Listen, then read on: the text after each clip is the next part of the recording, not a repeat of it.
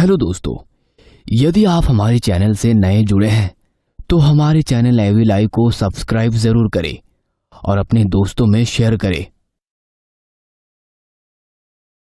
ये कहानी है कृष्णदेव कॉलेज के गोदावरी गर्ल्स हॉस्टल की, जहां आज रवीना नाम की एक नई लड़की आ रही थी। मम्मी प्लीज मुझे अपने साथ रहने दो। मैं मन लगाकर पढ़ाई करूंगी। प्लीज पापा प्लीज। चुप कर, सब देख रहे हैं। इज्जत मिट्टी में मिलाने का ठेका ले रखा है इसने। तू स्कूल में नहीं है, अब कॉलेज में आ गई है, ग्रेजुएशन करनी है तुझे, मुंह बंद कर ले। लेकिन रवीना चुपने को तैयार ही नहीं थी। उसके माँ बाप गरिमा और संजय उसे घसीटते हुए रूम नंबर 13 की तरफ ले जा रहे थे, क्योंकि उन्हें वही रूम अलॉट हुआ था और बाकी पूरा हॉस्टल उन्हें घूर घूर कर देख रहा था। ये लड़की मुझे मेंटली अनस्टेबल लग रही है। सीरियसली। लेकिन तुमने एक चीज नोटिस करी क्या? इसे रूम 13 की तरफ ले जा रहे हैं। वो रूम तो कोई भी नहीं लेता, फिर इन लोगों ने कैसे ले लिया? क्योंकि ये लोग लेट हैं और बाकी सारे रूम प्री ऑक्यूपाइड हैं। उधर रवीना के माँ बाप ने उसे रूम के अंदर धकेल दिया और उसे समझाकर चले गए। अब तुझे यहीं रहना है, कोई बहाना नहीं चलेगा। चुपचाप पढ़ाई करना, हमें कोई शिकायत नहीं मिलनी चाहिए। रवीना कुछ बोल नहीं सकी। रवीना के माँ बाप हॉस्टल के गेट से बाहर निकल ही रहे थे कि एक लड़की दौड़ती हुई उनके पास आई। रुकिए आप लोग, आप अपनी बेटी को रूम नंबर 13 में मत रखिए। उस रूम में कुछ गड़बड़ है। चुप करो लड़की, हम कोई अंधविश्वासी नहीं है। और वैसे भी हमारे पास ऑप्शन ही क्या है, बाकी सारे रूम फुल है। और तुम हो कौन हमें बताने वाली? मैंने उस रूम के बारे में बहुत कुछ सुना है। गरिमा और संजय ने एक दूसरे को देखा, फिर बिना कुछ कहे आगे बढ़ गए। उधर रूम नंबर 13 में रवीना बिस्तर पर बैठी अपने हाथों से चेहरा ढके सिसक रही थी। मुझे यहाँ नहीं रहना। क्यों मेरी सुनता कोई नहीं रहना मुझे यहाँ। तभी अचानक दरवाजे पर कोई जोर से नॉक करता है। कौन है?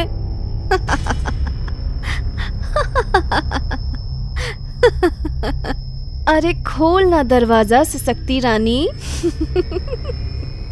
शायद डर के मारे रो रही है। चल भाग चले। रवीना ने दरवाजा खोला, लेकिन सामने कोई नहीं था। तभी पीछे से आवाज आई। ओए बच्ची, पहली रात है तेरी, रैगिंग तो बनती है। चल नाच कर दिखा। प्लीज, मैं पहले ही बहुत परेशान हूँ, मुझे अकेला छोड़ दीजिए प्लीज। पर रवीना भागकर कमरे में घुस गई और कांपती हुई अपने बिस्तर पर लेट गई।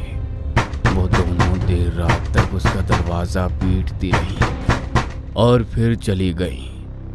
आधी रात बीत चुकी थी, बाहर खामोशी थी। रवीना की आंख खुल गई और वो फिर से रोने लगी। मम्मी, कोई मुझे क्यों नहीं समझता? कमरे में किसी और के रोने की आवाज आने लगी।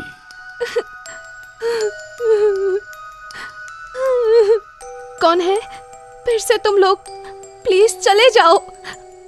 आवाज एकदम से बढ़ गई। रवीना के कान फटने लगे और अचानक बंद हो गई। रवीना थर थर कांपती हुई लेटी रही और किसी तरह सो गई। अगली सुबह कॉमन एरिया में रवीना धीरे धीरे चल रही थी जब संजना ने उसे रोका। अरे रवीना, तुम यहीं हो?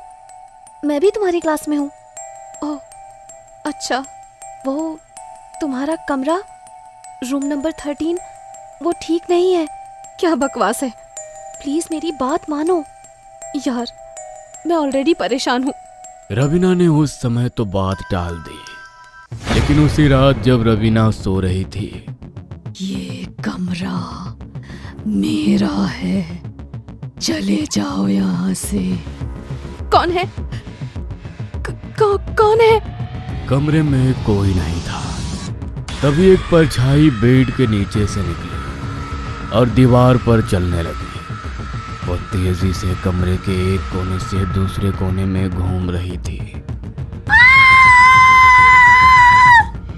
रवीना डर कर दरवाजे की ओर भागी, लेकिन दरवाजा लॉक हो चुका था। खोलो खोलो दरवाजा, कोई है, कोई है। रवीना चिल्लाते चिल्लाते बेहोश हो गई और फिर सुबह जमीन पर पड़ी हुई रवीना की आंखें खुली। वो उठते ही भागी और बाहर आकर अपने पिता को कॉल करी। पापा पापा पापा प्लीज मुझे यहाँ से ले जाइए। यहाँ इस कमरे में कुछ है, लोग सही कह रहे हैं। पापा पापा प्लीज मुझे यहाँ से ले जाइए। पापा आप सुन रहे हैं ना? बस कर अब, वहाँ पढ़ने भेजा है या तुझे नौटंकी करने? पहले ही बोला था ना, बहाने नहीं चलेंगे। मैं तेरा इंतजार कर रही थी, तू कहाँ थी? कुछ नहीं, बस ये कमरा छोड़ दो रवीना, वरना मौत से बदतर सजा मिलेगी। क्या? अचानक एक अजीब तरह से संजना ने अपना सिर झुका लिया। उसके सारे बाल उसके चेहरे पर आ गए। संजना तो ठीक है ना? तभी रवीना का फोन बजा। स्क्रीन पर लिखा था संजना कॉलिंग। रवीना ने चौंक कर फोन उठाया तो उधर से संजना बोली, आजा रवीना, मैस चलते हैं। रवीना के पसीने छूट गए। उसने धीरे धीरे सामने बैठी संजना के कंधे पर हाथ रखा। वो सिर उठाती है। सामने जो बैठी थी वो संजना नहीं थी। प्लीज प्लीज मुझे जाने दो, प्लीज प्लीज मुझे जाने दो। मुझे इंसाफ चाहिए। कैसा इंसाफ? मुझे जला दिया गया था, अब मुझे बदला लेना है। किससे? उनसे जो अब सीनियर से टीचर बन चुके हैं। मैं नहीं कर सकती, मैं नहीं कर सकती है।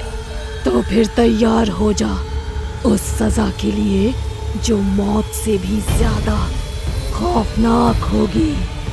चुड़ैल की आंखें खून जैसी लाल हो गई। बचाओ बचाओ, कोई है क्या बाहर? प्लीज मुझे बचा लो।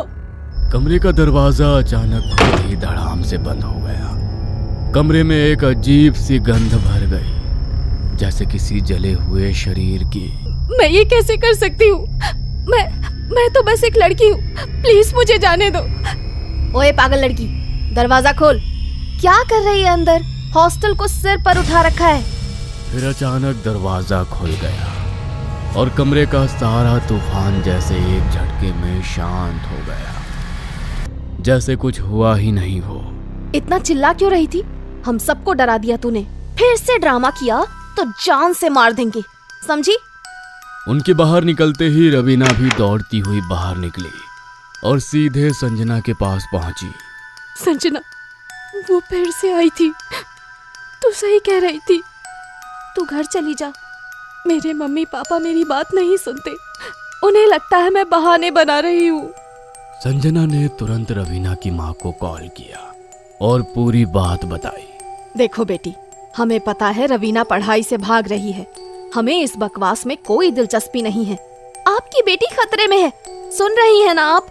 फोन कट गया। रवीना की आंखों से फिर आंसू बहने लगे।